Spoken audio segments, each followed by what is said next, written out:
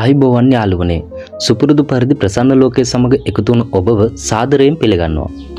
අද අපි කතා කරන්න යන්නේ දවසකට ලක්ෂ ගණනක් මිනිස්සු භාවිතා කරන ලෝකයේම වෙනස් කරපු අමුතු නිර්මාණයක් ගැන.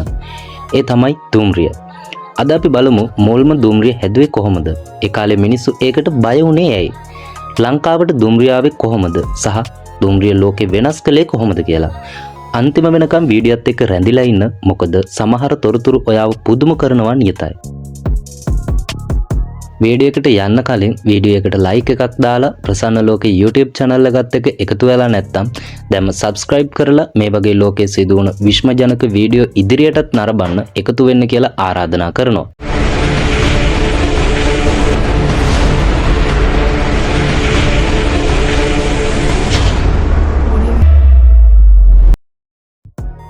අද අපිට පැය කිහිපයකින් ඉතාමත් දුර ගමන් යන්න පුළුවන් වුණත් ඒ දුම්රිය නැති කාලේ තත්ත්වය වෙනස්.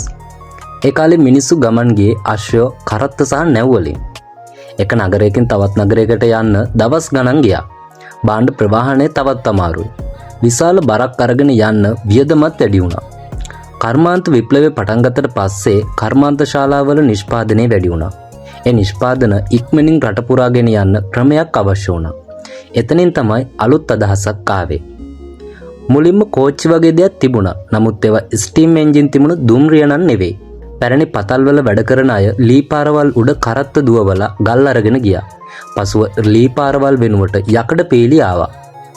මේ ප්‍රවාහන අවශ්‍යතාවයත් එක්ක රිචඩ් ට්‍රෙව්තික් 1804 දී ලෝ පළමු වන පූර්ණ පරිමාණ වාෂ්ප දුම්රිය එන්ජිම නිර්මාණය කළා. ජෝර්ජ් ස්ටීවන්සන් සහ ඔහුගේ සමාගම වන රොබර්ට් ස්ටීවන්සන් සහ සමාගම දියුණු ලොකොමෝටිව් යන්ත්‍රයක් හදලා ලෝකයට අලුත් මාර්ගයක් පෙන්වුවා. 1825 දී තමයි පළමුවරට ස්ටොක්ටන් සහ ඩාලින්ටන් දුම්රිය මාර්ගයේ මිනිසුන් සහ භාණ්ඩ ප්‍රවාහනය කරන ප්‍රසිද්ධ කෝච්චි සේවාවක් ආරම්භ වුණේ. ඒකෙන් ලෝකෙම අලුත් යුගයකට ඇතුල් වුණා. ඔයාලා විශ්වාස කරනවද අද කෝච්චි සාමාන්‍ය දෙයක් වුණත් මුලින්ම මිනිසුන් ඒකට බය වුණා. සමහරු කීවා මේ තරම් වේගයෙන් ගියොත් මිනිස්සුන්ට හුස්ම ගන්න බැරි වෙයි කියලා. තවත් සමහරු කීවා මිනිස් ශරීරයට මේ වේගය දරා ගන්න බෑ කියලා. ඒ කාලේ පැයට කිලෝමීටර් 40-50 වේගයත් මිනිස්සුන්ට අසාමාන්‍ය දෙයක්. අද බලද්දි ඒක හිනහා යන දෙයක් වගේ නේද? කෝච්චිය ආවට පස්සේ ලෝකෙ වෙනස් වෙන්න පටන් ගත්තා. දවස් ගණන් ගිය ගමන් පැය කිහිපයකින් යන්න පුළුවන්.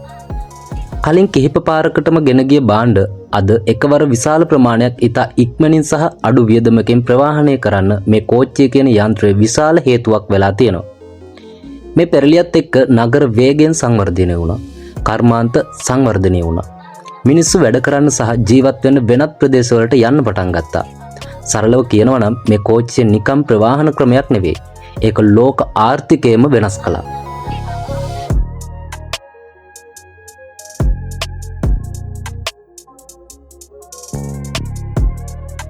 ලංකාවට ඉස්සෙල්ලම කෝච්චිය ගෙනාවේ බ්‍රිතාන්‍ය පාලන සමයේ. ඒ කාලේ කඳුකරේ තේ වගා ඉතා ඉක්මනින් වර්ධනය වෙමින් තිබුණා. තේකොළ වරායට ඉක්මනින් ගෙනියන්න ප්‍රවාහන ක්‍රමයක් ඕන වුණා. ඒ නිසා දුම්රිය මාර්ග ඉදිකිරීමට ආරම්භ කළා. මුල්ම දුම්රිය මාර්ගය ශ්‍රී ලංකා රේල්වේහි ආරම්භක පද්ධතිය ලෙස කොළඹ සහ අඹේපුස්ස අතර කිලෝමීටර් 54ක දුම්රිය මාර්ගයක් ආරම්භ කළා. පසුව නුවර, බදුල්ල සහ තවත් ප්‍රදේශවලට දුම්රිය මාර්ග ඉදිකිරීම නිසා ක්‍රමයෙන් මේ නගර දියුණු වුණා. අදත් ලෝකේ ලස්සනම දුම්රිය ගමන් අතරින් ශ්‍රී ලංකාවේ කඳුකර මාර්ග ඉහළ තැනක තියෙනවා. අද කාලේ දුම්රිය මුලින්ම නිෂ්පාදනය කළ දුම්රියට වඩා පුදුම හිතන තරම් දියුණු වෙලා. ස්ටීම් එන්ජින් කාලේ ඉවර වෙලා ඩීසල් සහ විදුලි කෝච්චි ආවා. සමහර රටවල බුලට් ට්‍රේන් පැයට කිලෝමීටර් 300ටත් වැඩිය දුවනවා.